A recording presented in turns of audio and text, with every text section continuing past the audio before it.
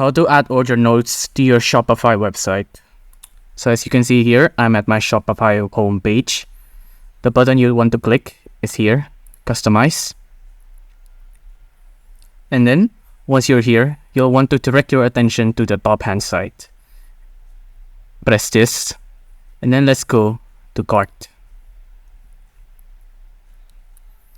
Once you're here, direct your attention to the left hand side, and you'd want to press this Subtotal. Press it, and now press Theme Settings. Once you're here, just enable the cart note, and then save it. One more time, let's go back from the start. Let's go back from home, go to Online Store, and then Themes. Once you're here, press Customize. Once there, Homepage, Cart. After that, Subtotal, Theme Settings, and then make sure to enable Cart Note. Make sure to save it, and after that, you should have order notes enabled in your Shopify website. It's as easy as that.